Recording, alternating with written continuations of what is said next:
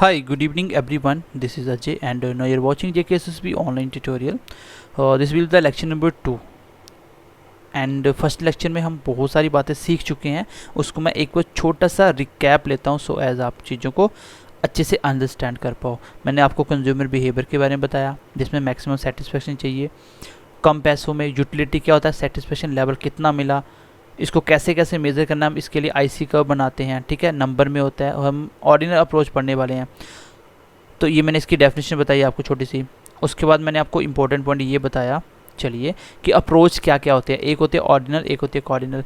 Important point क्या है कि फादर ऑफ ऑर्डिनल अप्रोच क्या है, क्योंकि यही हम पढ़ने वाले हैं. ये इसी के अंदर आता है इंडिफरेंस कर्व. इसके फादर हैं मिस्टर हिक्स एंड एलन और इसके फादर है कॉर्डिनल जिसको हम नंबर में मेज़र करते हैं. इसके हैं मार्शल. इसको नंबर में मेज़र नहीं करते, इसको हम लोग नंबर में मेज़र नहीं करते. तो किस में मेज़र करते हैं, इंडिफरेंस कर्व बनाते हैं एक उसको एनालिस करने के लिए. ठीक है, तो इंडिफरेंस कर्व का मतलब, इंडिफरेंस मतलब सेम, जिसमें सबका सेटिस्फेक्शन लेवल सेम हो, सबका सेटिस्फेक्शन लेवल सेम हो. ठीक है, तो फिर मैंने इसके बारे में आपको आगे बताया. नेक्स्ट क्या बताया, चलिए आगे स्लाइड देख लेते हैं.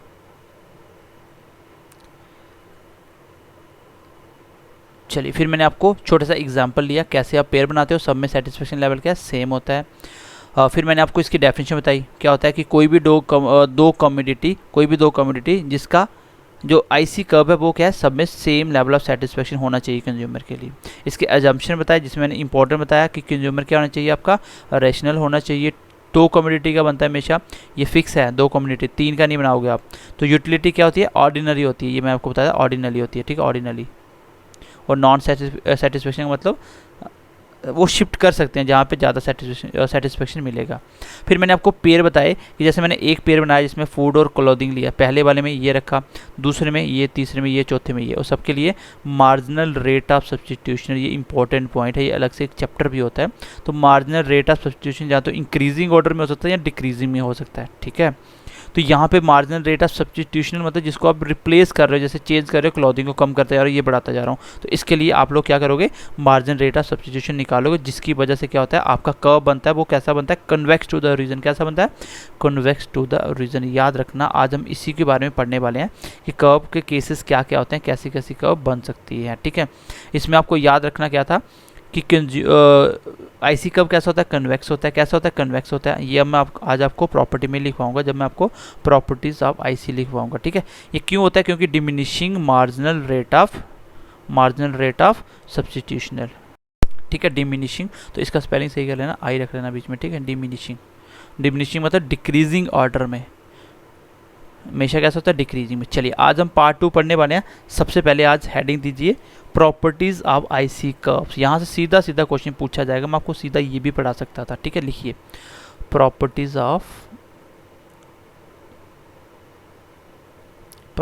Of IC. ठीक है, इंडिफरेंस कर्व की प्रॉपर्टीज क्या क्या होती हैं. सबसे पहली प्रॉपर्टी लिखिए. आपने देखा उसका ग्राफ कैसे बना था, ऐसे बना था, कन्वेक्स होता है. तो आप सबसे पहला पॉइंट लिखिए क्या होता है, कैसी होती है आईसी कर्व. कैसी होती है आईसी कर्व, होती है आपकी स्लोप डाउनवर्ड होती है. कैसी होती है, डाउनवर्ड टू द राइट. जैसे आप लेफ्ट टू राइट चलते हो, तो क्या हो रहा है, देखो स्लोप बन रही है. कैसी बन रही है, डाउन में. कैसी बन रही है, डाउनवर्ड. कैसी बन रही है, डाउनवर्ड. तो याद रखना आईसी कर्व की स्लोप कैसी होती है, डाउनवर्ड होती है टू द राइट. जब हम लेफ्ट से राइट चलते हैं, जैसे ये बढ़ता जा रहा था लेफ्ट से राइट चलते हैं, तो कैसा होता है, स्लोप डाउनवर्ड होता है. कैसा होता है, डाउनवर्ड होता है. याद रखना, ये पॉइंट एग्जाम में पूछा जाएगा कि आईसी कर्व का स्लोप कैसा होता है. तो डाउनवर्ड स्लोप बनती है. कैसी बनती है, डाउनवर्ड स्लोप. ये छोटी सी ऐसे बना लेना, अपने आप पता चल जाएगा सब कुछ. ठीक है, दूसरा पॉइंट, ये कैसा होता है, IC curve always convex to origin. वो ओरिजिन से कैसा होता है, ये ओरिजिन से देखो कैसा दिख रहा है, हमेशा कॉन्वेक्स होता है. कैसा होता है, कॉन्वेक्स होता है. Most important point. ठीक है, आपके एग्जाम में यही पॉइंट पूछा जाएगा, यहाँ तक मुझे लगता है. ठीक है, बाकी आने को तो कुछ भी आ सकता है.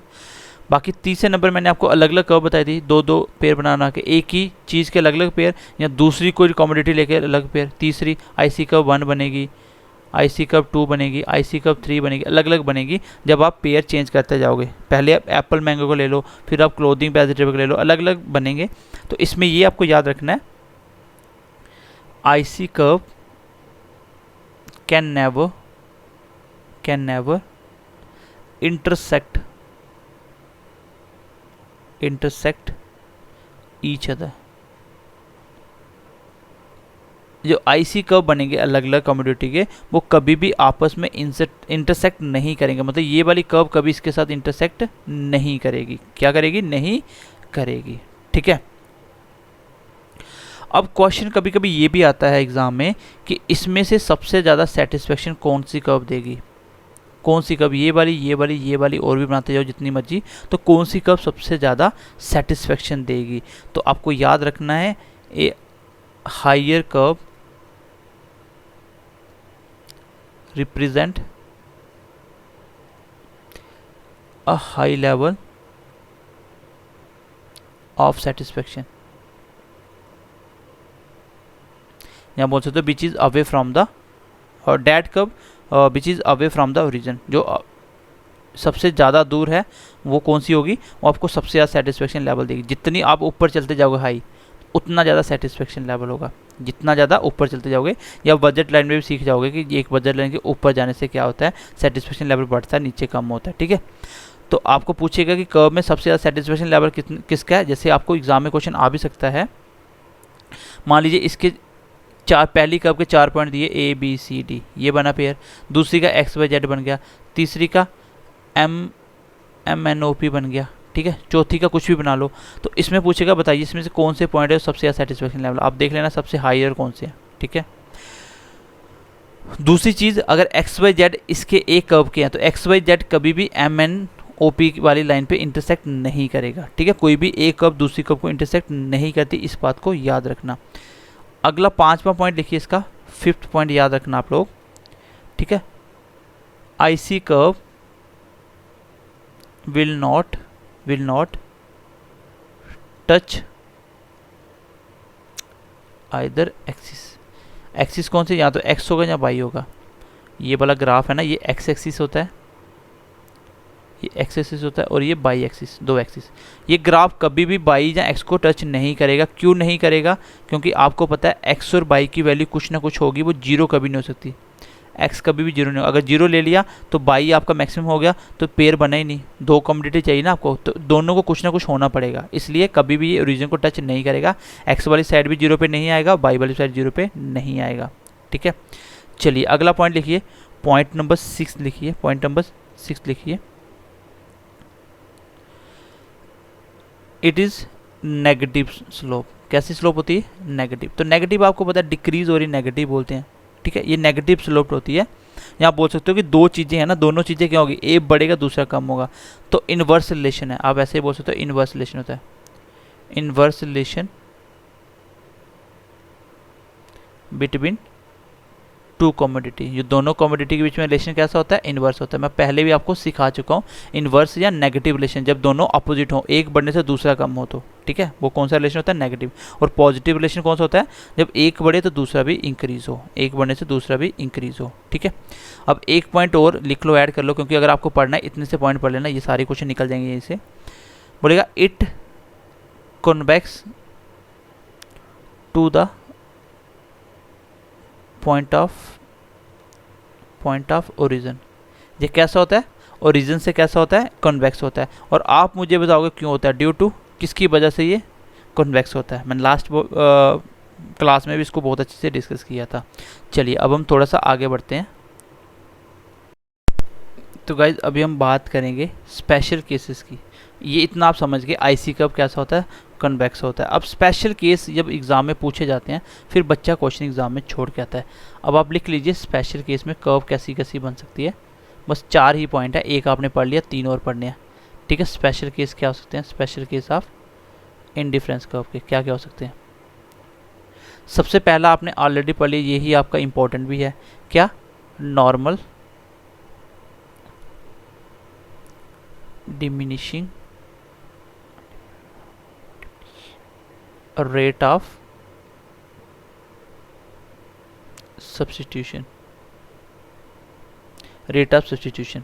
तो क्या था वो आपने भी देखा कि MRS जो उसमें क्या था, कैसा स्लोप था इसका, डाउनवर्ड स्लोप था। तो आपको आंसर देना है, इसमें जो IC कर्व होगा वो कैसा होगा, वो होगा आपका डाउनवर्ड। कैसा होगा, डाउनवर्ड, लेफ्ट टू राइट या to the right, downward to the right. तो कैसा होगा ये आपने पढ़ लिया, तो इसको याद रखना, ये इंपॉर्टेंट है, ये तो ये इंपॉर्टेंट है। अब दूसरा केस इसमें ये बनता है, क्वेश्चन एग्जाम में स्पेशली, जैसे आपने मेरा डिमांड वाला चैप्टर पढ़ा था, उसमें मैंने आपको बताया था कि रिलेशन कैसे उल्टे हो जाते हैं जब वो स्पेशल केस देना कहता है, गिवन गुड के लिए देगा, इन्फीरियर गुड्स के लिए देगा, तो कैसे कैसे चेंज होते हैं। ठीक है, परफेक्ट कंपटीशन क्या होता है, तो मैं सब कुछ पढ़ा चुका हूँ। अगर ऐसा हो, क्वेश्चन एग्जाम में दे दे व्हेन टू कमोडिटीज, अगर दो चीज़ों के आप दो पेयर बना रहे, दो चीज़ों के, और कैसे हैं, परफेक्ट सब्स्टिट्यूशन है या सब्स्टिट्यूट्स है, कैसे हैं, परफेक्ट सब्स्टिट्यूट्स हैं। तो इस केस में क्या होगा, इस केस में आपका कर्व कैसा बनेगा। देखो मैं आपको एग्जांपल लेके एक्सप्लेन नहीं कर रहा हूँ, आपको सीधे डायरेक्ट याद रखने हैं, क्योंकि एग्जाम में आपको पेयर नहीं बनाना है, आपको बस इसमें दो दो पॉइंट याद रखने हैं, वो आपको मैं लिखवा रहा हूँ, क्योंकि ज़्यादा इतना डेप्थ में जाके एक्सप्लेन लिखूंगा तो टेबल तो आपको वैसे याद नहीं रहेंगे, कुछ बच्चे वैसे भी कन्फ्यूज़ होते हैं। पहले वाला टेबल मैंने बना के बता दिया। ठीक है, इसमें जो बनेगा वो क्या बनेगा, जो आपका डिमिनिशिंग मार्जिनल रेट ऑफ सब्स्टिट्यूशनल है, वो कैसा होगा, वो डिक्रीजिंग नहीं होगा। पहले में कैसा था, मार्जिनल रेट ऑफ सब्स्टिट्यूशन कैसा था, डिक्रीजिंग था, जिसकी वजह से क्या बन रहा था, ये कन्वेक्स बन रहा था रीजन से। इसमें ये क्या हो जाएगा, कांस्टेंट हो जाएगा। इसमें जो कम हो रहा है वो क्या, कमोडिटी क्या होगी, कांस्टेंट। दो अगर एक ही कम हो रहा है सब में एक ही कम होगा, अगर चार चार कम हो रहा है सब में चार चार चार, मतलब ये कांस्टेंट हो जाएगा। एक पॉइंट तो आपको ये रखना है, जो diminishing marginal rate of substitution होता है वो कैसा होता है, कांस्टेंट होता है। कैसा होता है, कांस्टेंट होता है। अब इसमें जो IC कर्व बनेगा वो कैसा बनेगा, इसमें IC कर्व कैसा बनेगा, ठीक है, कर्व तो बना के बताना नहीं है, इसमें ऐसे बनेगा, ये स्लोप एक बनेगा, दूसरा, तीसरा, जितने भी IC कर्व इसमें बनाओगे, जैसे इसमें 1 2 3 जितने बना रहे हो, तो IC कर्व 1 2 3 जितने भी होंगे, 2 1 3, ठीक है। तो इसमें कैसा बनेगा, बिल्कुल ये स्ट्रेट बनेगा। कैसा बनेगा, ये बिल्कुल स्ट्रेट बनेगा, और स्ट्रेट भी कैसा बनेगा, डाउनवर्ड। आप बोल सकते हो IC कर्व इसमें कैसा होगा, IC कर्व इसमें होगा स्ट्रेट एंड डाउनवर्ड, स्लोप नहीं होगा इसमें, स्लोप नहीं होगा, बिल्कुल सीधा होगा, स्ट्रेट, बिल्कुल स्ट्रेट और डाउनवर्ड में होगा। ठीक है, और कैसे, लेफ्ट टू राइट, जब आप लेफ्ट टू राइट देखते हो, जैसे लेफ्ट टू राइट कैसा होगा, बिल्कुल स्ट्रेट बनेगा। उसमें कैसा बन रहा था, उसमें आपका डाउनवर्ड बन रहा था, डाउनवर्ड स्लोपिंग, स्लोप कैसी थी, डाउनवर्ड थी। इसमें कैसी है, स्ट्रेट है, बिल्कुल। याद, इतना पॉइंट याद रखो, इसमें कैसा बनता है, स्ट्रेट बनता है। कैसा बनता है, स्ट्रेट बनता है, left to right, left to right. पहले वाले में क्या बन रहा था, पहले वाले में जो diminishing marginal rate of substitution था वो क्या था, डिक्रीजिंग था। इसमें क्या है, कांस्टेंट है, इसमें क्या है, कांस्टेंट है। कब, याद रखना, परफेक्ट सब्स्टिट्यूट के केस में, परफेक्ट सब्स्टिट्यूट के केस में। इसकी याद करने का ट्रिक ये होगा, चलिए मैंने अपना एक ट्रिक भी बनाया था। ट्रिक कैसे याद रखोगे, आपको पता है परफेक्ट सब्स्टिट्यूट क्या होते हैं, जब एक के बदले दूसरी चीज़ आपको परफेक्टली मिल रही है। अगर एक चीज़ में प्राइस बढ़ा, सीधा दूसरे शिफ्ट हो जाओ, मतलब पूरा आपका कंपटीशन मार्केट में ऐसा है कि उसका सब्स्टिट्यूट अवेलेबल है। ठीक है, उसका सब्स्टिट्यूट अवेलेबल है। इस केस में आपको पता है कि आपके पास सब्स्टिट्यूट है, अगर सब्स्टिट्यूट है तो आप क्या करोगे, एक दुकानदार वाला मना कर रहा है, आप क्या करोगे, स्ट्रेट दूसरी दुकान के पास चले जाओगे, मतलब स्ट्रेट शिफ्ट हो जाओगे टू अदर शॉप। ऐसे याद कर लो कि एक दुकानदार, यहाँ पे परफेक्ट सब्स्टिट्यूट्स हैं आपके, परफेक्ट। तो उसमें क्या हुआ, एक दुकानदार ने मना करा, आप क्या किया, आपने सीधा स्ट्रेट वहीं से मुड़े, सीधा चले गए दूसरी दुकान पे, मतलब आप सीधा सीधा स्ट्रेट शिफ्ट हो गए। आपने कोई आर्गूमेंट नहीं किया, कुछ भी नहीं किया, आप सीधा क्या हो गए, शिफ्ट हो गए। कैसे, तो कैसे, स्ट्रेट शिफ्ट हो गए, मतलब सीधा मुंह फेरा और निकल के दूसरी दुकान पे, क्योंकि परफेक्ट सब्स्टिट्यूट थे आपके पास। चलिए तीसरा देखिए, इसमें आपको 2 पॉइंट याद क्या रखने थे। सबसे पहले डिमिनिशिंग MRS कैसा होता है, कांस्टेंट होता है। पहले वाले में क्या था, डिक्रीजिंग था। इसमें IC कर्व कैसा होता है, स्ट्रेट होता है। कैसा होता है, स्ट्रेट होता है। तो ऐसे याद रखना कि परफेक्ट सब्स्टिट्यूट था, इसलिए मैं स्ट्रेट दूसरी दुकान पे चला गया, मैंने कोई आर्गूमेंट नहीं किया, मेरे पास ऑप्शन था। चलिए तीसरे नंबर पे लिख लीजिए, तीसरे नंबर पे ट्रिक मैंने आपको बता दिया। थोड़ा सा याद करने के लिए कुछ भी ट्रिक बनाओ तो कोई फ़र्क नहीं पड़ता, याद रहनी चाहिए चीज़ें। तीसरे नंबर पे लिखिए, तीसरे नंबर पे क्या हो सकता है, व्हेन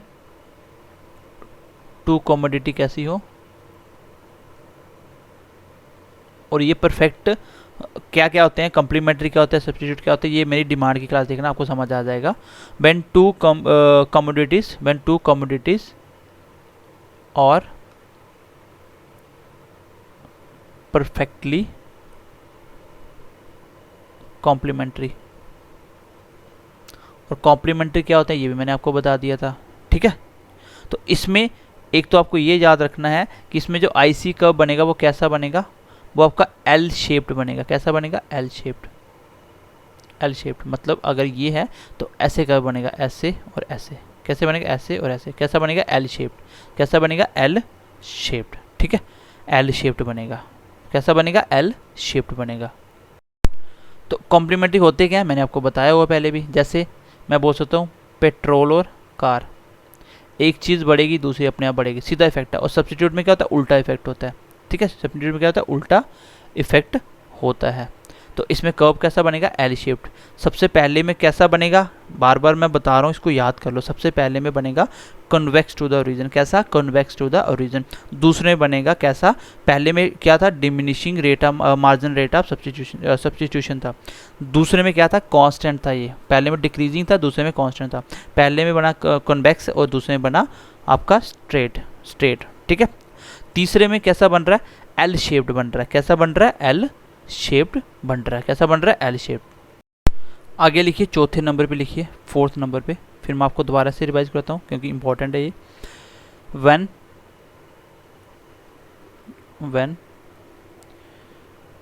इंक्रीज रेट ऑफ, ऐसे लिख लो, व्हेन इंक्रीज, ऐसे जान ऐसे लिख लो, इंक्रीजिंग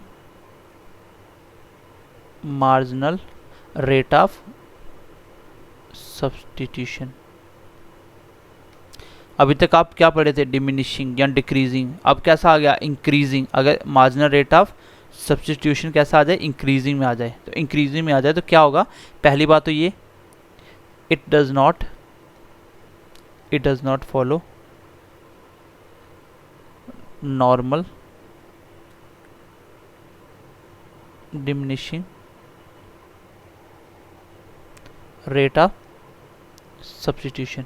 पहली बात तो ये आपने पढ़ा था, डिमिनिशिंग वाला, उसको फॉलो नहीं करेगा। अब फॉलो नहीं करेगा, पहले में डिक्रीजिंग था, डिमिनिशिंग था, कम हो रहा था। इसमें क्या है, इंक्रीज हो रहा है। इसमें क्या है, इंक्रीज हो रहा है। तो इसका कैसा बनेगा आपका, इसमें आपका कॉनकेव बन जाएगा। कैसा बनेगा, कॉनकेव टू ओरिजिन। आईसी कैसा बनेगा, आईसी कब, कॉनकेव टू ओरिजिन बनेगा। तो क्वेश्चन एग्जाम में पूछा जाएगा कब आपका जो आईसी कर्व है कॉनकेव टू द ओरिजिन होता है। तो बोलेगा कि diminishing marginal rate of substitute में, या increasing marginal rate of substitute में, या ये कांस्टेंट हो, कांस्टेंट रेट ऑफ सब्सटेंस में। तो क्या आंसर होगा, ये आपको याद करना। आपको सबसे पहला याद करना है कि सबसे पहले कन्वेक्स होता है। फिर मैंने पढ़ा था आगे क्या, इसका उल्टा, वो डिक्रीजिंग था मार्जिन रेट, इसमें इंक्रीजिंग है, तो उल्टा हो जाएगा, कन्वेक्स का कॉनकेव बन जाएगा, ठीक है। और एल शेप्ड और परफेक्टली सब्स्टिट्यूट और कम्प्लीमेंट्री मैंने बताया, एल शेप्ड और स्ट्रेट किस किस में बनता है। ये चारों केस आपको बहुत अच्छे से याद करने हैं, इसको रट्टा मारना आपको अच्छे से, ठीक है। इसको मैंने इसका टेबल क्यों नहीं बढ़ाया, क्योंकि टेबल बना भी देता तो भी आपको ये उतनी समझ नहीं आनी थी। मैंने इसलिए आपको दो दो पॉइंट सबके बता दिए। ये ज़्यादा आसान, आप 2 पॉइंट मेरी क्लास देखोगे तो भी आपको याद हो जाएंगे। मैं दोबारा से एक बार रिवाइज़ करता हूँ पॉइंटों को, ठीक है। चलिए मैं दोबारा से एक बार रिवाइज़ कर देता हूँ। तो सबसे पहले मैंने प्रॉपर्टी बताई आपको, सबसे पहले मैंने आपको क्या बताई, मैंने प्रॉपर्टी बताई। चलिए प्रॉपर्टी मैंने क्या क्या बताया, आईसी कर्व कैसा होता है, हमेशा स्लोप डाउनवर्ड होता है। कैसा होता है, टू द राइट, मतलब लेफ्ट टू राइट। आईसी कभी भी हमेशा क्या होता है, कन्वेक्स होता है। ये तो मोस्ट इंपॉर्टेंट पॉइंट है। आईसी कभी भी आपस में इंटरसेक्ट नहीं करते, आपस में दो कर्वें आपस में नहीं मिलती। अगर ये आईसी वन है तो सारे पॉइंट इसी पे आएंगे। आईसी टू वाला पॉइंट कभी इस पे इंटरसेक्ट नहीं करेगा। और बोलेगा सबसे ज़्यादा सेटिस्फेक्शन किसमें, आप बोलोगे जो हाइयर कर्व है, सबसे ऊपर वाली है, ठीक है। फिर बोलोगे आईसी कभी भी एक्सिस को टच नहीं करेगा। और ये कैसा होता है, दो कम्युनिटी के बीच में रिलेशन हमेशा नेगेटिव होता है या इन्वर्स होता है, मतलब उल्टा रिलेशन होता है। और कन्वेक्स क्यों होता है ये आपको याद रखना है। इसके बाद मैंने आपको बताया कि आपको स्पेशल केस याद करने हैं सबसे पहले वाले में, ये तो आपने पढ़ लिया। नॉर्मल में क्या होता है, डिमिनिशिंग रेट ऑफ सब्स्टिट्यूशन कैसा होता है, डिक्रीजिंग होता है, डिक्रीजिंग की वजह से कैसा होता है, कन्वेक्स बनता है। दूसरा बताया मैंने, इसी को उल्टा याद रखना, डिमिनिशिंग की जगह इंक्रीजिंग हो जाए तो कैसा बनेगा मार्जिन रेट ऑफ, ये आपका इंक्रीजिंग हो रहा है तो क्या, इसकी वजह से क्या होगा, स्लोप उल्टा हो जाएगा, वो कॉनकेव हो जाएगा, ओरिजिन से कैसा हो जाएगा, कॉनकेव हो जाएगा। आगे मैंने बताया कि दो अगर परफेक्टली सब्स्टिट्यूट्स हैं तो मार्जिन रेट कैसा बनता है, कांस्टेंट हो जाएगा। कैसा हो जाए, कांस्टेंट। कांस्टेंट क्यों होगा, क्योंकि आपके पास अल्टरनेट आप शिफ्ट कर सकते हो, एक नहीं तो दूसरा ले लो तो कांस्टेंट रहेगा, कोई फर्क ही नहीं पड़ेगा, ऐसे समझ लो। तो कैसा बनता है, स्ट्रेट बनता है। तीसरा मैंने आपको क्या बताया, लास्ट मैंने क्या बताया, थर्ड आपको, जब वो परफेक्टली कम्प्लीमेंट्री हो तो कैसा बनेगा, एल शेप्ड बनेगा। ठीक है, ये मैंने आपको एक्सप्लेन कर दिया। चलिए अब एक पॉइंट पढ़ते हैं और बजट लाइन अगली क्लास में ख़त्म करेंगे। अब हम पढ़ेंगे इंडिफरेंस मैप क्या होता है। ठीक है, छोटा सा पॉइंट है, इसको डिस्कस कर लेते हैं। चलिए लिखिए, इंडिफरेंस का मतलब क्या होता है, इंडिफरेंस का मतलब होता है सेम।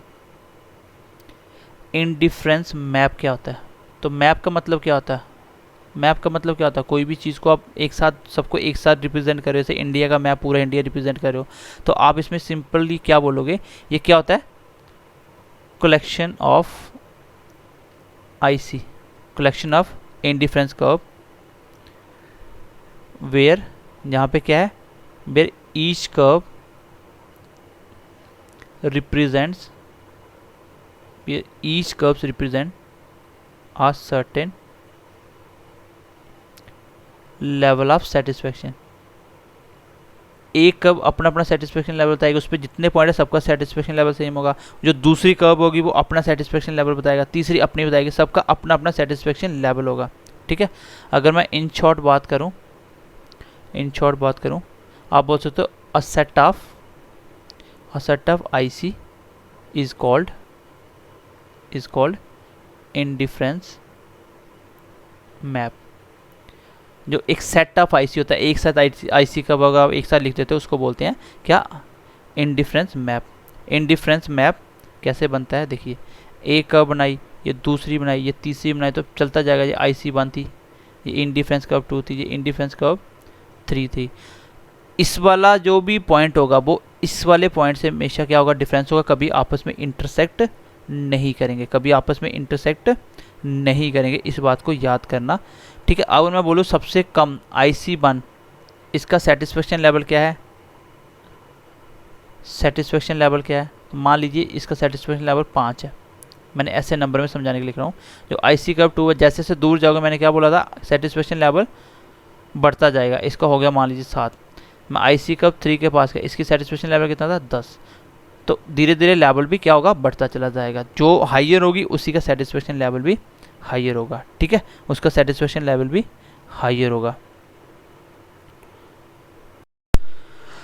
चलिए गाइज, इसको आपको इतना ही याद करना है। इसमें इंपॉर्टेंट पॉइंट मैंने आपको ऑलरेडी बता दी। जो मैंने 4 स्पेशल केस बताए हैं, इनके IC कर्व कैसे कैसे होंगे, इसमें मार्जिनल रेट ऑफ सब्स्टिट्यूशन क्या होगा, ये पॉइंट याद करने हैं।